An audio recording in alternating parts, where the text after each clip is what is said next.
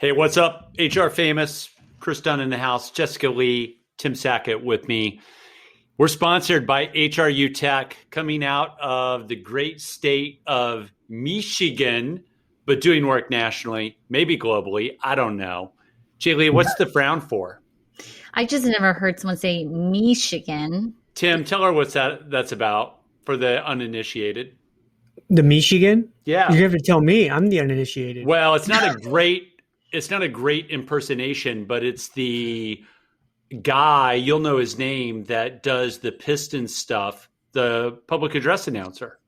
Oh, the Detroit. Yeah, basketball. and he does a weird pronunciation of Michigan. For I haven't those, heard the Michigan one. I just heard the Detroit one. I'll send you a clip. Michigan. It's out there. Right. And this is fascinating podcast material already. As I was saying, we're brought to you by HRU Tech. And Tim, you care about candidates so much at HRU Tech. You just launched this survey. Tell us about the survey. Tell us what you hope to find. We really wanted, there's a lot of candidate experience kind of like data out there from the talent board folks, and Kevin Grossman shout out. Love their data. What I really wanted to find out was like from our own candidates. So we took a look at 2020 and the number of candidates that we actually initiated some kind of contact with. And we ended up with a list of about 7,000. And so we created the survey and sent it out to them to say, how do you want to be connected or contacted? Do you want email or text or a phone call or a smoke signal, snail mail? I don't care. To really kind of dig into the insight of and we deal with a lot of engineers and stuff. So I'm like, let's figure this out. Or after you interview, what's your expectation for feedback? How soon, from who, stuff like that. Really just want to dig into that. And then we're going to collect that data and share that out to the folks. HRU Tech, showing the people that they care. Tim Sackett, true or false, will one of those questions on that survey be, how do you feel about the triple Timmy touch? Knew it was coming. It will be. Yeah, are you uncomfortable with this in the modern world, or do you want more? Do you want maybe the quadruple Timmy touch? If you're figure this out. If you're listening for the first time, it's because HRU recruiters reach out 3 ways. That's the triple touch. They do it via text, via email, and of course via an old school phone call. HRU Tech, look them up at, what's the web address, Tim? Hit HRUtech.com. God, you got the big domain. All right, that's it. Cam, hit the music.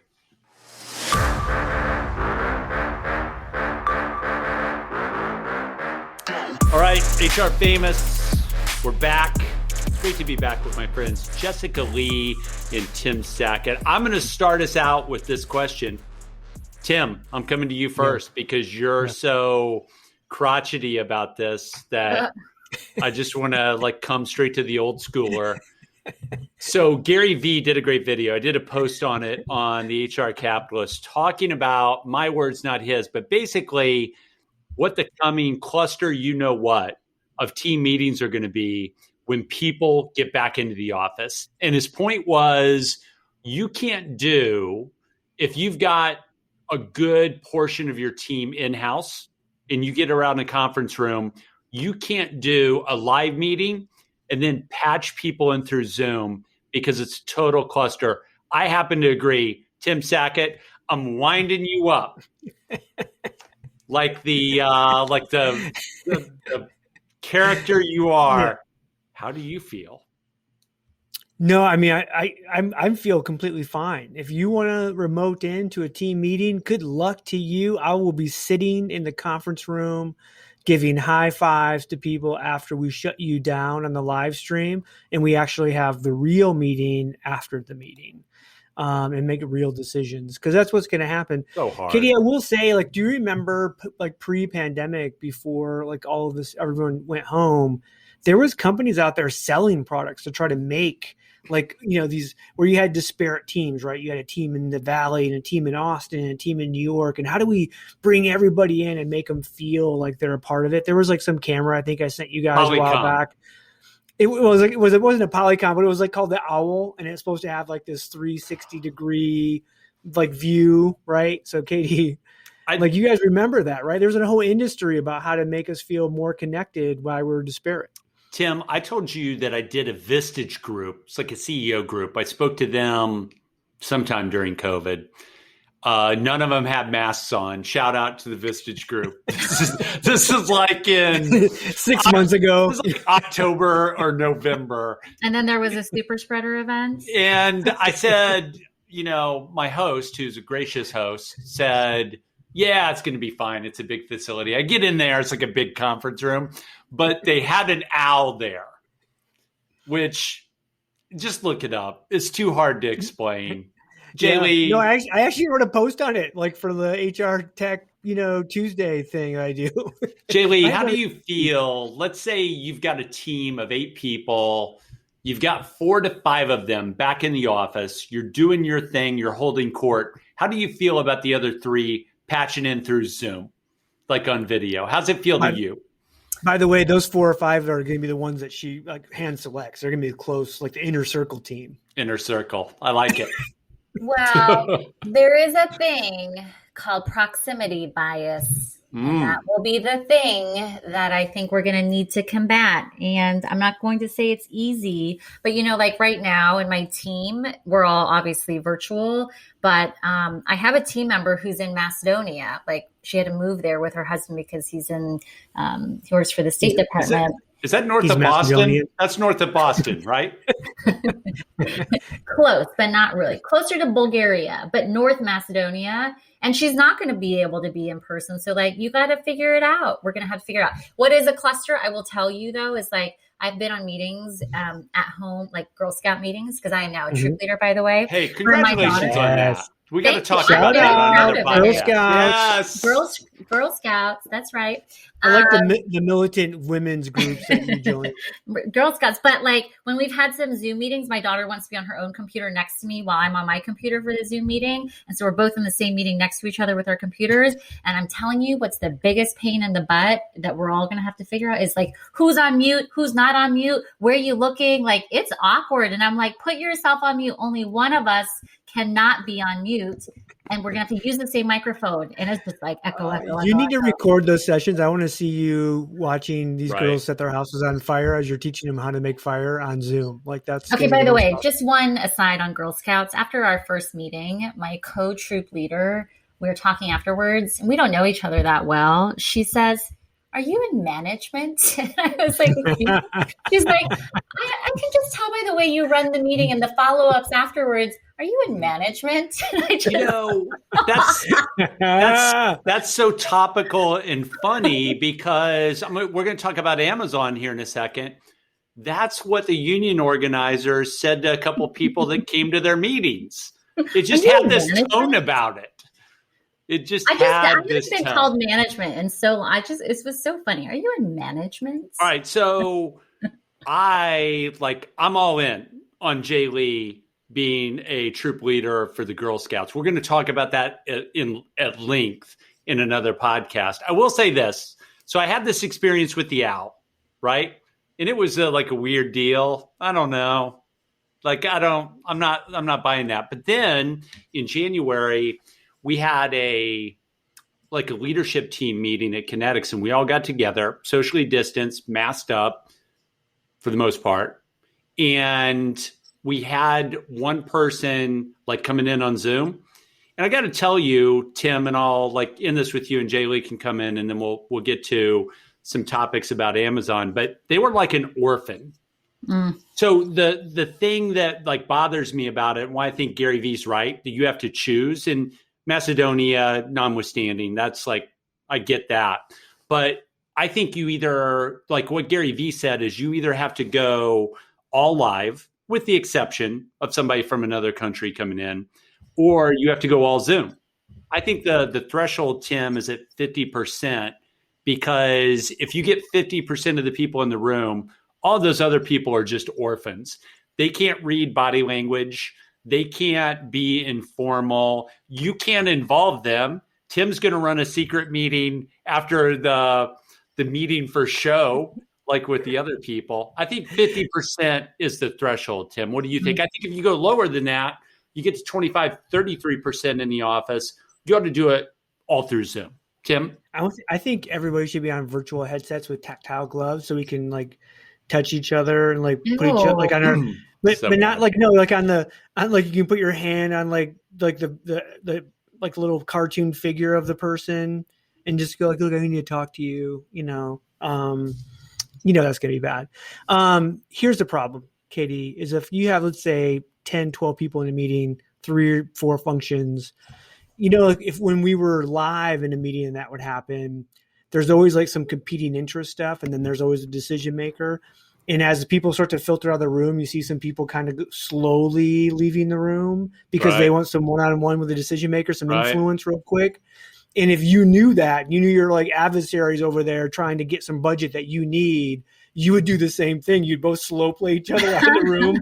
And then then it's the 3 of you, right? Having like some real conversation about what's the problem. But if you don't have that and like you're on Zoom and they go, okay, see you guys later, Zoom wave, bye. That person that's in the room is going to get all that budget money, all that influence. That's the same.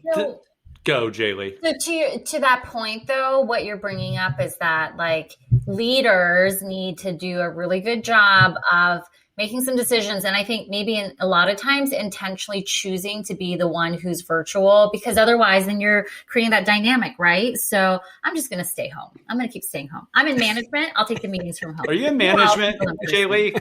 I act like I am, apparently. I've noticed the way that you run you run these podcasts in a very unusual way. I might add. Are you in management? It's hilarious. Hey, Tim, so what's going to happen on JLee's virtual like Girl Scout meetings is everybody's going to do the Zoom wave bye. And then there's going to be 3 out of 10 girls that are hanging back. Like JLee's daughter's already out. She's gone. Yeah. Click. Oh, yeah. Yeah.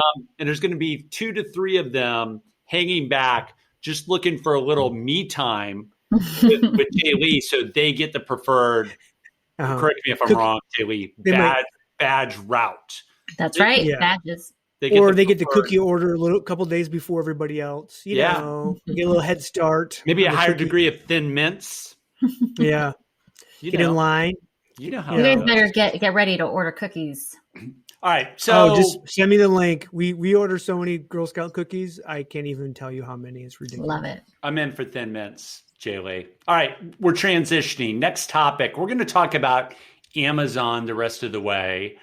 And there's some really like tasty like tidbits. So I wrote at length, JLee, about just the union organizing and the vote at Bessemer. That's kind of like yesterday's news. Today's news, or that was last week's news, maybe yesterday's news, is the Jeff Bezos shareholder letter. And Tim, I'm going to go to you first, Tim. You love the topic that Jeff always says in these shareholder letters called "It's Day One." Do you want to explain that to the listeners who haven't been exposed to that? I love Day One. I love the concept of Day One. So Bezos has this concept of you should start every workday like it's the first day on the job, like it's the first day you started your company, with that kind of energy, effort, innovation, risk, everything, right? If you were starting your job or if you were starting your company on day one, how you do things differently than when you become successful. You start to then all of a sudden now you start to take less risk. You start to all the stuff that happens, less innovation, blah blah blah. You get soft, and you slow down. So he actually named the headquarter building that he was housed in Day One, and then he basically signs off most of his letters, especially like formal letters to all the employees, continue to act as if it was day one kind of stuff. So that's the concept of acting like you're day one. Love the topic. Love the concept. So Jeff does his final shareholder letter because they've done succession. He's named a successor. I guess he's going to be the chairman of the board, like whatever.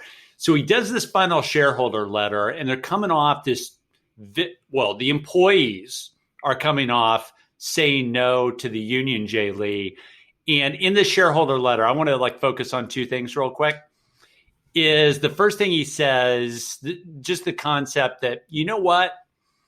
I know all that happened in Bessemer, Alabama, and there's a bunch of hubbub about that. but this is a quote from the letter, JLee. He said, you know what? I think we need to do a better job for our employees. And that was a really interesting thing to come out of whatever. It's like his, what, Tim, 19th, 20th shareholder letter. And he made like $180 billion in 2020 or something. And at the end, JLee, and I'll stop talking. At the end, the final shareholder letter, the salt mine owner says, you know what? I think we can do a better job for the salt mine employees. Yeah. My next person, have fun with that. Any reaction, JLee? Well, like part of what he wrote in the letter, though, is I think the language was very specific and intentional, though, because he wasn't just saying we need to do better by them. He was saying we need to create a better vision for them and a vision for their success, which for me signals in some ways, I don't know that he's saying we need to do better by them, but like we need to make the picture clearer for them. We're doing all these great things. We're trying to set them up for success, but they don't see the vision or it's not tangible to them. So there's some clever wording in the letter, I think. Tim, I think he did I think Amazon did a pretty good job of framing the value at the union facility in Bessemer, Alabama through those like 46 captive meetings that they held during the campaign period. Anything to add? It's an interesting thing. And to your point, Tim, it's like, hey, we're a great company. We need to do better. You know, Rick, whatever his name is, the next CEO, Rick, thumbs up, Godspeed with that. Looking for the inside scoop on payroll? Whether you're a payroll pro or just curious about your paycheck, we've got two podcasts you cannot miss. It's About Payroll delivers the latest trends for payroll pros, and It's About Your Paycheck is here for employees, breaking down pay and rights in simple terms. Two great shows, two great hosts, and endless insights to keep you informed and empowered. Subscribe now and elevate your payroll knowledge. Brought to you by Work Defined, where payroll meets people. I do think, and we see this sporadically happen when you become the number one CEO, right? In terms of the number one CEO that makes more money than the average worker. And that's where Jeff is right now. When you become that guy or that lady, I don't think it's probably been a lady yet, but in the future it will be. But when you become that person, that's all of a sudden now you have to really start to self-reflect, because you can't go to somebody and say, oh, I made $1 billion last year and the average worker made $17 an hour. Like that's never going to end well for them. So I think we have to start kind of getting through, he's going to have to start working through some of that to figure out what is the future of Amazon look like. And if it's on the backs of $17 an hour workers, that's going to be a tough one, right? I think long term, that's going to continue to cause issues with them across the board.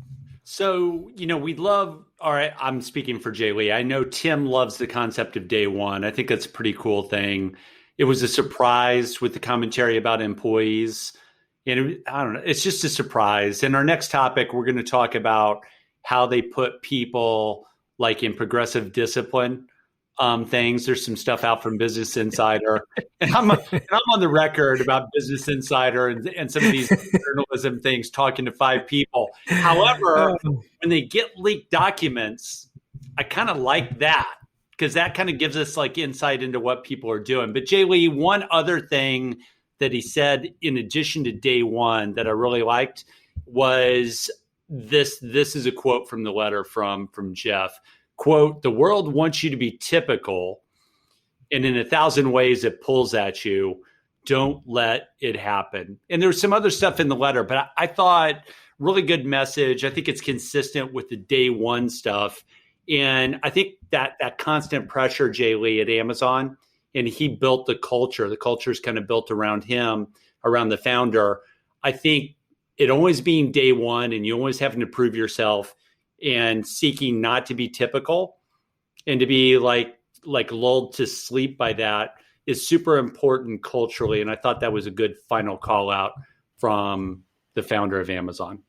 Yeah, I mean, it's like I don't think he wants the company and its culture to change. And I don't think he's wanting to make excuses for it either. Like, it is a day one mentality. He doesn't want to become like everyone else. And that's why I also think like while he's saying he wants to do better by employees, I don't know that he was actually really saying that, because I think he thinks they're doing a good job and they're doing right by them, but don't understand the vision and what it is that they're doing. So I'm not sure it's as humble as some people may have thought it would be, or it is.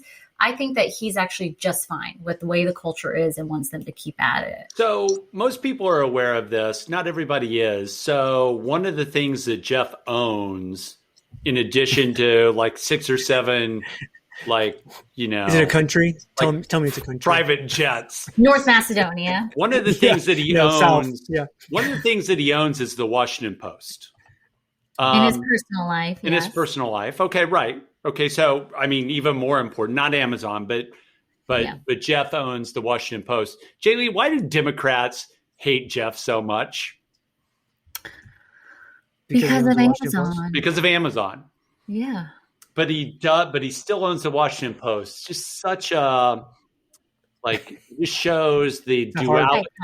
Shows the duality of man. Yeah. I think. Unless he laughed, did he lose that in his divorce? No, he kept that. Bona fides. Come on. It's a bona fides. Hey, I do have a quick Amazon fun story about kind of the culture. So one of my son's buddies got a job at Amazon, and he supply chain degreed, has about 2 years of experience at a legit, good company. And then also had internships, right? So that's kind of like, he's a really, people wanted him, because it's just hard to find young, upcoming talent like that. Those are kind of like the really valuable, kind of candidates in our world. And so he interviews down in Detroit, big Amazon facility, believes that he'll be going to work in Detroit. He's from the Michigan area. They sent him a offer letter. Hey, congrats, we want you.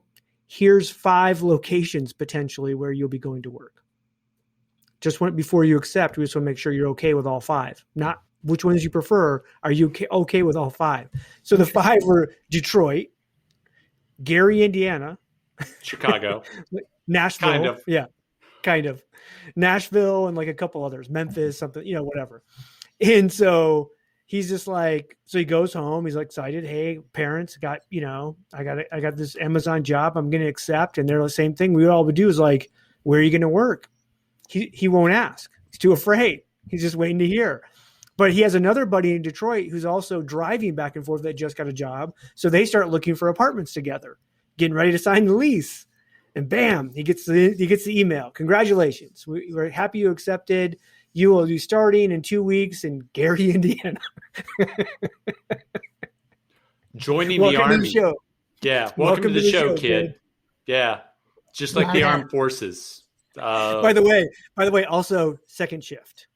Because they run 24/7, 365. So you gotta be there when the work is done. Hey, one more thing, changing topics about Amazon, and then we'll get you 2 out of here, is Business Insider just this last week. I think the published date on this is April 20th. Tim, you shared this with me.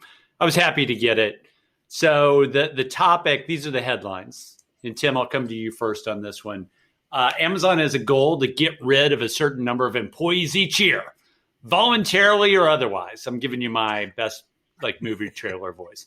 A memo appears to show some teams try to meet the goal by doubling the people in a coaching program.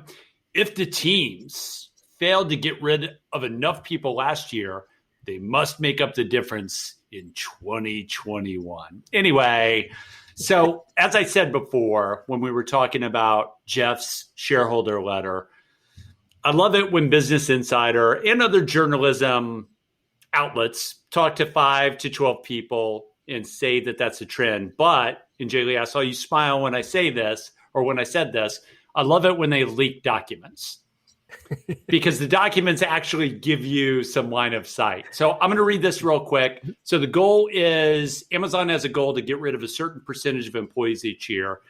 They feel like it's often 6% is the goal. So the memo that got leaked and I lied, JLee, I'm coming to you first, not you, Tim. So the memo that got leaked was from AWS, Amazon Web Services. And it's interesting because if they want to enter somebody into a process, the article from Business Insider says they must first put them into a performance coaching program called, the branding's key here, Focus. So just think about that for a second. The first step on a path that could end in an exit from the company. Now, JLee, Amazon employees first get enrolled in Focus. I'm putting that in quotation marks, a coaching program for underperformers. If performance doesn't improve, they can end up in a second program called, I'm putting Dr. Evil quotation marks, Pivot, another program in which employees can choose between exiting the company with severance or starting a performance we're pivoting improvement your plan. ass out of this company. So, JLee, here's the choices. So I feel like I got to put somebody in. So the first place you go is you go in Focus. So I'm having a serious conversation with you. JLee, this never happened to JLee, by the way. JLee, I'm putting you in Focus. It's okay. Everything's going to be okay. Now, should you not make it out of Focus, you'll be going to Pivot. All right. So I talked a lot there, JLee. I want you to react to that. I love the branding here. And I got to tell you, Love the branding. it feels a lot like when I'm traveling and there might be some type of travel related service that has a cool brand. And I go, let's say, in a hotel room and there's like toiletry that's entitled Pivot. The classic one is like when you go, you're like, hey, do you have a business center? And they'll go like, oh, you mean ShamWow? And you're like, what? Like they have some name for the business center. Right. A few things. First of all, if we are feeling like Amazon having a program to get rid of a set number of employees every year, which amounts to about 6% of the people, is cruel, God rest his soul, Mr. Jack Welch. 6% is nothing. So first of all, I think we're a little bit sensitive about 6%. Like, you guys, agree. Grow up. Millennials. What's the one after the millennials? Gen Z. Get over it. 6% is nothing. So you guys need to go and read some books by Mr. Jack Welch and then come back and let's talk about it. Shout out. Second of all, I love Focus and Pivot. One of the questions I have is, like, are we telling them you are going to be in Focus, or do I just know as a manager I'm putting this person in Focus? Like, is it branded to the point where, like, like, oh, I think where it is. No, I think where Focus is, JLee, is where you're going, hey, we haven't given up on you yet. So but I tell them, like, I'm putting you in the Focus program.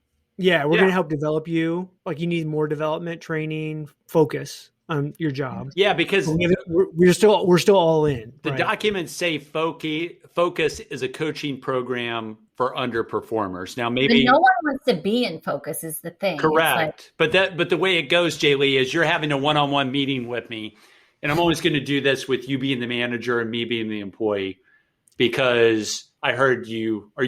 You're in management. That's what that person in the troop said. So you're in a one-on-one meeting with me and you just like lay it out to me, right? Hey, so I know we've got some stuff. Good news is we have a program. It's called Focus. It's so bad, Tim.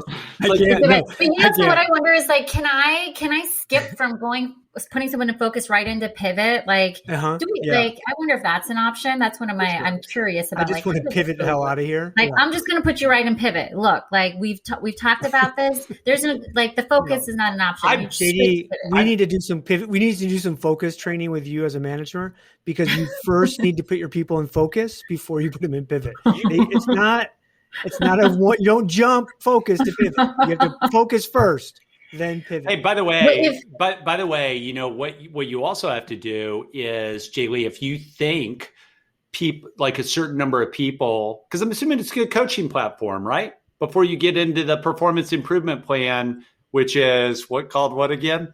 Pivot. I love that. Right. I saw you writing it down, JLee, as I was going to this. You're like, oh, geez, Pivot. But you would have to put more than 6% of the people into focus.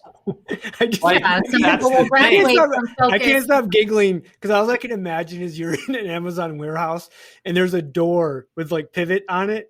And you need to go, hey, you need to go to the pivot office, and you go into the office, and it's actually to the outside. It's like it locks behind you. That's funny. rich. And, like, for example, the distribution center that just said no to the union, it's like 5,000 people there. So, Tim, you're absolutely right. This could become branded. And it would be I need you to go to the focus suite. Like they should brand it to the point where there's swag. Like when you get into focus, you're gonna get a focus badge or a focus like Scarlet hoodie. sweater. And so you know you're in focus. And when you get put into pivot, like it's even worse. You get like the pivot hat, which is like shaped like a dunce You're cap or treated something. like a child. Yes. A See, meeting. everyone's gonna know who's in focus, who's in pivot because it's branded. You got the swag, and By the way, it's awesome. JLee, this is why everybody in the world hates HR, focus, and pivot. This is why we think it's funny. We think it's great branding for HR, and people will look at that and go, "That is horrible. That is Cruel. It's cruel." Yeah, it's cruel. So the other thing to keep in mind is that Amazon, has previously denied that it uses stack ranking, and said the employees are evaluated, based on their own merits. And, when you really think about it from an OD perspective, and you think about it, even though you may hate it, Tim, and maybe the outside world hates all of it, going through like a coaching program with the ability to get out of it before you go to the pivot room is really, that's as good as you can do, right? And if you're a manager and that, you're expected to keep really a line on performance, then being able to look Tim or JLee in the eye and say, hey, so I know we're struggling. Maybe I haven't spent as much time with you, but the good folks at Focus are really going to help give you some tools. Now I got to put more than 6 people into Focus. 6% of people. I just got an email from Business Insider. First step of pivot is an octagon where 2 managers get in, 1 manager leaves, and then if you have more than 1 person you have to get rid of, you can beat up the other manager, and then you don't have to get rid of your person, but they have to get rid of 2. That's the first step of pivot. JLee, any final thoughts before we get out of here? I like a quote that's in the article, which I assume will be in the liner notes. This anonymous person said, whomever is the least best has to go. It's like firing who got an A- when the rest of the class got A's. But is that whomever is the least best has to go? I can't. But that's the biggest worry for people, right? Is they're like, well, wait a minute, what if we're all A players? They're not letting A players. There's no way. Yeah, no, of course. The 6% is like, you have we have Jessica over here. She's a manager. She's got a bunch of crap on her team. We're going to have her get rid of 4, but KD, he's actually a leader, not a manager. He has all A players for him. So no one's getting rid of them. Hey, another point, JLee and Tim, is the fact, remember, this leaked document. I don't know if it exists elsewhere, but it's out of AWS, Amazon Web Services, like the web hosting platform, which is probably going to end up being its own company. There's a lot of talk that's going to get spun out. So you're dealing with more white collar than blue collar. And JLee, to your point, least best sounds like a Ricky Bobby statement. It sounds like Ricky Bobby from Talladega Nights became the director of operations, but it also underscores, there was this study, and I've got it in the boss training series we do. So I don't have the site with me, but there's a Business Week site from a study that said 90% of people believe they're in the top 10% of performers, right? So, hey, Katie, when we do force calibration at Applebee's, I would have managers come in and they would have let's say they have an A manager who's pregnant. So they know the next quarter that person's going to be out on maternity leave, and they would put him as a C manager so that they wouldn't have they would totally figure out who was going to leave. And all of a sudden those people became a piece of crap, right? No matter what. And you're just like, oh, you guys are playing the game. I am here for any Applebee's stories you want to share. I am 100% here for that. You love those. But we're out of time. For Jessica Lee, who has just entered Tim Sackett's name into the Focus program. He's Tim Sackett. I'm Chris Dunn. That's it for HR Famous this week. Until next time, my friends, stay out of the Pivot program. Stay away from the Pivot door. We are out.